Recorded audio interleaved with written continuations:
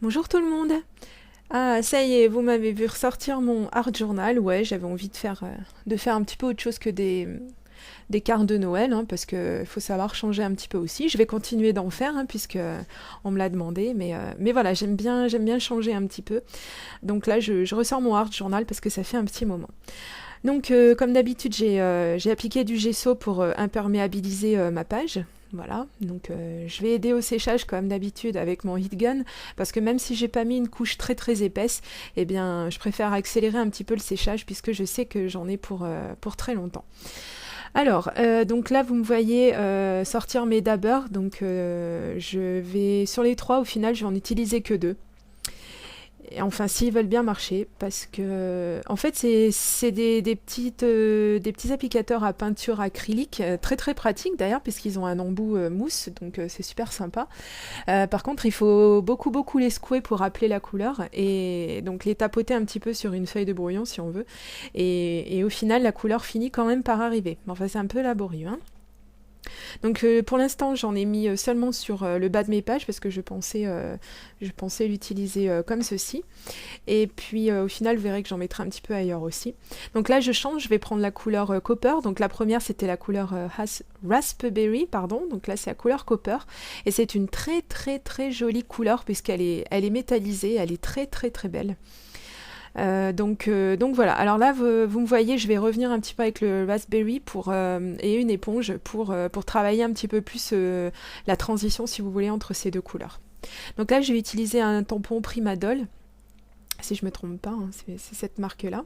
Donc que j'ai acheté il n'y a pas très longtemps dans un vide-grenier. Et donc vous savez que j'ai un petit peu de mal avec ce tampon, je vous l'ai dit, parce qu'en fait il n'a pas de visage et je trouve ça un petit peu, enfin ça me perturbe un petit peu, mais bon au final je me suis dit que j'allais quand même l'utiliser. Je le voyais très bien sur cette page, ça fait longtemps que j'avais envie de la faire, donc je me suis lancée. Et donc là vous me voyez, je vais le mettre en couleur avec mes Pro Markers. Donc là, je vais démarrer donc avec la couleur, donc si je me trompe pas, avec la couleur blush. Et donc je vais utiliser les couleurs blush, vanilla et saffron pour la peau. J'ai passé la colorisation du visage parce qu'en fait, au bout d'un moment, je reculais. J'étais complètement hors cadre, je me rendais pas compte.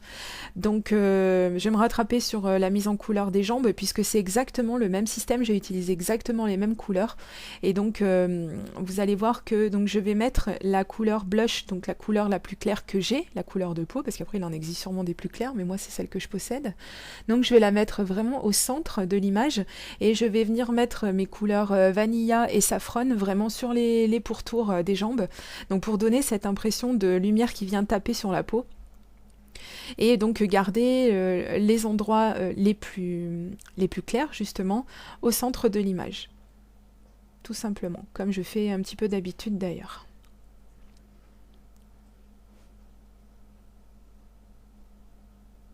Donc là, je m'embêterai pas pour ce tampon, vous allez voir, c'est super simple, hein. Je vais faire encore une fois du paper piecing. Donc je vais seulement coloriser les parties de peau et les cheveux du personnage. Donc justement, en parlant des cheveux, on y va. Alors donc je la voyais bien blonde, hein, cette petite poupée. Donc je vais utiliser les couleurs Buttercup, Mustard et Tulip Yellow. Et donc je vais coloriser, mais alors rapidement, hein, je vais vraiment pas faire un tuto là-dessus, il n'y a pas de souci.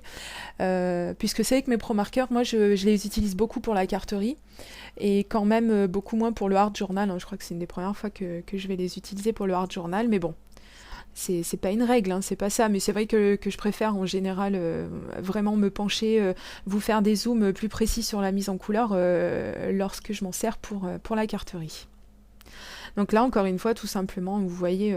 En plus, j'ai vraiment pris des couleurs qui se ressemblent beaucoup, enfin qui sont très proches dans le nuancier. Donc au final, c'est vrai qu'on verra même pas trop que j'ai fait des nuances de couleurs dans ses cheveux, mais bon, c'est pas bien grave. Surtout là, on n'y verra pas puisque je vais pas vous laisser le temps de voir quand ce sera sec. Et que les couleurs des Pro Markers, comme des autres feutres à alcool, continuent de bouger tant que c'est pas vraiment sec. Donc voilà, vous verrez le résultat sur les photos à la fin de la vidéo si vraiment vous voulez voir de plus près. Mais là, je voulais vraiment faire quelque chose de très rapide puisque je voulais surtout travailler mon fond de page et pas trop la colorisation du personnage. Là, je reprends mon encre noire et donc je vais tamponner de nouveau mon personnage, alors uniquement la partie robe et serre-tête sur du papier à motif. Et là, donc, je détourne justement ma petite poupée. Et donc là, j'y suis allée au ciseau pour détourer le tour, hein, évidemment. Et par contre, à l'intérieur des jambes, j'aurais eu un petit peu plus de mal, puis j'allais me louper, je le sais. Je le sens arriver gros comme une maison. Donc du coup, j'ai dit, allez, sors ton scalpel, il vaut mieux, ça sera bien plus simple. Ce sera mieux comme ça. Donc là, je reprends encore une fois ce même tampon et vous me voyez, je le tamponne de nouveau sur mon papier à motif petit pois. Mais juste avant de vous montrer ce que je vais faire avec, je vous conseille une fois encore de passer du noir en fait sur les côtés de ce que vous venez de découper parce que quand même au niveau fini c'est quand même plus joli. Donc voilà ce que j'ai fait pour donner un tout petit peu de relief, mais alors un tout petit peu, hein, il n'y a vraiment que vous qui le savez parce qu'en vrai ça se voit sans se voir, mais bon. Donc j'ai juste retamponné les poches et je les ai redécoupées et donc je les ai mises un petit peu, donc comme je vous dis, en relief par rapport au reste de la robe. Et donc là, tout simplement, avec un stylo colle, je vais venir coller donc, les éléments que j'ai découpés au préalable. Alors j'aime bien ce système parce que surtout sur les tampons filles comme ça, où ça me rappelle un petit peu les poupées. Je suis sûre que ça va vous parler aussi, les poupées qu'on avait en papier, hein, tout simplement. On pouvait trouver dans les magazines et puis c'est vrai qu'on pouvait découper leurs robes, etc. Les changer de robe comme ça, c'était bien moins cher que des Barbie, hein, vraiment. Et puis le résultat, c'était sympa, donc c'était un truc que j'aimais bien et puis là, ça m'a rappelé cette époque. Voilà. Ah, nostalgie quand tu nous tiens. Ouais, bah lâche-nous. Hein. Bon, on n'est pas là pour être nostalgique, hein, on est là pour être efficace. Voilà. Donc voici ce que ça donne au final, une fois qu'elle a été colorisée et que je lui ai mis donc sa robe. Bah oui, j'allais pas la laisser comme ça, quoi. Et je me suis dit, bah tiens, je vais continuer dans ce sens-là. Donc je ressors ma Memento et je vais tamponner de nouveau les robes sur alors ce premier papier donc, qui vient de chez Ziman et sur ce papier à reflet, pardon, qui est très très très beau. Et je le voyais bien aussi sur ma page puisqu'on reste toujours dans un petit camailleux de rose, de choses comme ça. Et donc celui-ci est vraiment très très beau comme papier, il a beaucoup d'effets, je trouve ça vraiment génial. Donc j'ai fait pareil, j'ai redécoupé mes petites robes. Et donc encore une fois, donc j'ai passé du noir sur les contours de mes découpes, comme ça on ne voit pas la tranche blanche. Donc je laisse un petit peu de côté mon personnage et donc je vais attaquer à travailler mon fond qui est enfin bien sec. Donc vous voyez, je vais utiliser ma modeling paste et un masque que j'ai découpé donc toujours avec ma silhouette. Puisqu'en fait, pour vous dire la vérité, j'ai encore jamais vraiment acheté de vrais masques, hein, si on veut. Tous ceux que j'utilise, c'est ceux que j'ai découpés avec ma silhouette. Et c'est vachement pratique, hein, au final. Bon, on s'envoie un petit peu pour trouver les bons réglages, parce que moi j'ai plusieurs modèles de transparence, si vous voulez. D'ailleurs, ça se voit. Hein. Donc là, j'avais un bout de plastique blanc, donc c'est un intercalaire tout simple, un intercalaire en plastique.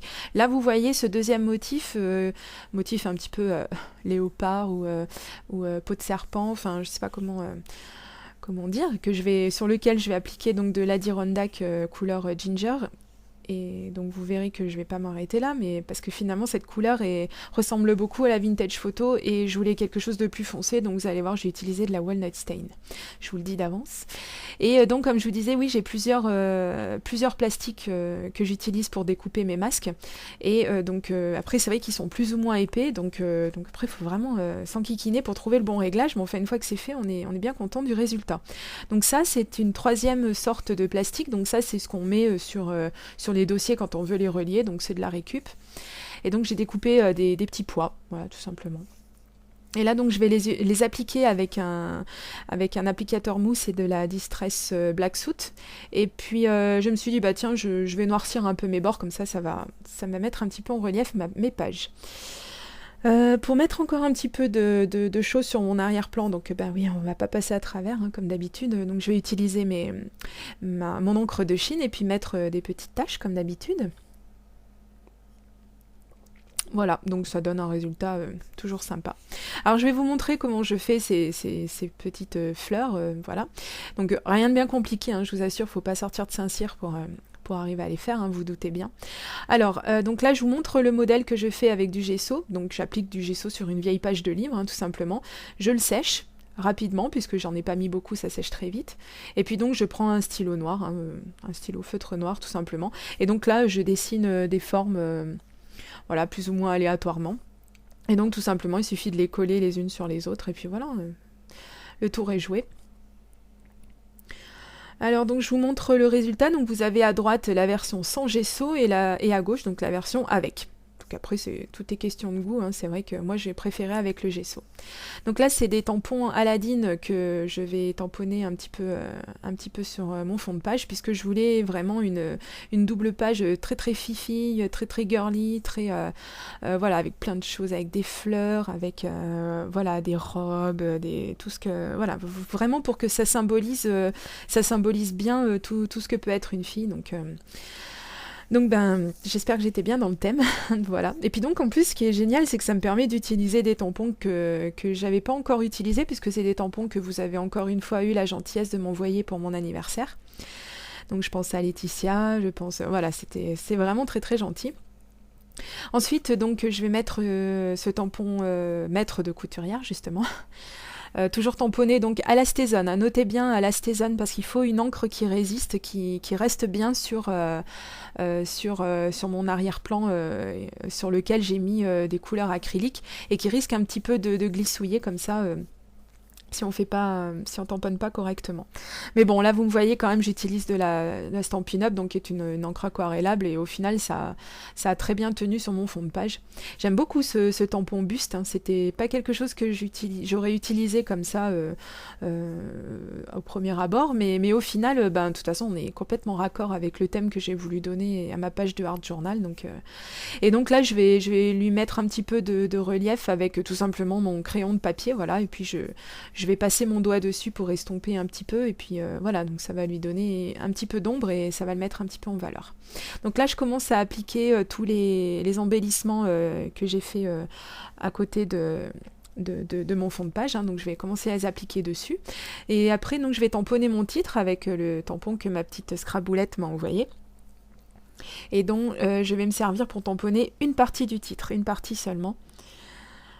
Donc voilà, et ensuite je vais utiliser le tampon, la planche de tampon que j'ai l'habitude, si vous voulez, d'utiliser sur mes pages de Art Journal. Je peux pas m'en empêcher, j'aime beaucoup la typographie de ce tampon, donc je sais pas si ça se dit la typographie. Ouais. Bref, en fait, j'aime beaucoup comme le rendu qu'il a. Voilà, en gros c'est ça. Donc ça c'est le scrap de Rose, donc Lise, pardon, qui m'a envoyé cette planche d'embellissement. Et donc je vais me servir de la couronne, et puis donc vous voyez, je l'avais collée sur le côté, et au final je vais la mettre en guise de point sur le i de girl, parce que je trouve que ça la met beaucoup plus en valeur. Ensuite je sors ma stézone blanche, ma stézone opaque white. Et donc parce que je voulais utiliser de l'encre blanche, et je me suis dit ça va peut-être pas tenir, ma color box va peut-être pas tenir, et on va peut-être pas la voir sur ma page avec toutes ces couleurs. Et donc la stézone, elle tient, hein. Bon, alors après je vous dirais pas que le résultat est très très visible, très probant, mais enfin bon, c'est pas la fin du monde non plus, hein. Ça va bien, ça fait un petit effet sympa. Et donc j'ai utilisé donc un tampon papillon pour faire mes premiers papillons blancs, et puis je vais utiliser le même motif avec de la vintage photo cette fois-ci, toujours pour avoir un rendu discret, voilà. Ensuite, donc, je vais utiliser ce tampon Gorgeous. Alors, je ne vais pas utiliser le personnage, je vais utiliser le petit nœud, entre autres.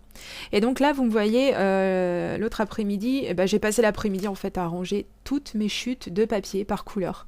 Donc ça, c'est un trieur que j'avais acheté à Nose. Et donc je m'en sers maintenant j'ai pété mon câble, je me suis dit c'est pas possible, je trouve jamais les papiers que je veux, je mets toujours du temps. Donc là je les ai bien rangés tous comme il faut. Donc vous voyez, je cherchais un papier dans les tons roses, et voilà, en quelques secondes je l'ai trouvé. J'ai pu faire mes tamponnages. Comme je vous l'ai dit au début de la vidéo, on passe un petit coup de noir sur les tranches de ce qu'on vient de découper. Voilà, et donc là je vais utiliser mon Posca pour mettre de la lumière sur mon titre, et pour attirer un petit peu plus l'œil sur lui. Voilà. Excusez-moi, hein, je bois un petit café entre-temps parce que du coup, on se gèle, c'est l'hiver, il va bientôt neiger, c'est sûr. Donc je suis gelée. Pardon, excusez-moi, ça c'était ma vie. Donc ça c'est une perforatrice donc normalement qui s'utilise avec des petits ronds en plastique pour faire des boutons. Donc moi j'ai pas encore trouvé les petits ronds en plastique, donc j'utilise quand même en guise de bouton, hein, puisque ça fait le petit rond avec les deux petits trous, donc ça marche quand même bien au final. Et donc pour ajouter des embellissements rapidement, donc j'ai mis un petit bout de fil que j'ai replié sur lui-même et sur lequel je suis venue coller des deux petits nœuds que j'ai découpés. Voilà, je trouve le rendu vraiment, vraiment sympa. Donc il est temps quand même d'appliquer mon tampon finalement sur ma page. Voilà, le tampon que j'ai mis en couleur et que j'ai habillé avec sa jolie petite robe à petits pois. Donc je ressoulève un petit peu, j'ai pas collé hein, les bords de sa robe pour donner un petit peu de volume. Et puis donc on reste toujours dans les effets qui se voient pas. Donc là je vais prendre ce petit cœur et toujours avec mon encre Melon Mambo de Stampin' Up. Je vais tamponner des petits cœurs de la planche de Gorgeous sur ma page. Voilà, je vais en mettre 2 ou 3 comme ça, par-ci, par-là. Hop, voilà, c'est fait. Et puis donc je me suis dit, bah tiens, puisqu'on est dans le thème Fifi, il faut quand même des choses qui brillent, hein, évidemment. Donc j'ai sorti mon Wink of Stella et je vais l'appliquer sur les petits nœuds que j'ai mis sur ma page. Ensuite, donc, je voulais lui faire des petites chaussures vernies, hein, je voyais bien ça comme ça. Donc j'ai appliqué du Glossy Accent sur ces chaussures. Donc je ne sais pas ce qui est devenu cette partie de la vidéo où je vous montre d'un petit peu plus près ce que je viens de faire. Bon, je suis désolée, il n'y a pas de problème, de toute façon vous allez voir les photos à la fin de la vidéo comme d'habitude. Je vais vous laisser, si vous avez la moindre question n'hésitez pas à me laisser un commentaire. Et quant à moi, je reviens très très bientôt pour ma prochaine vidéo. Gros bisous, bye bye.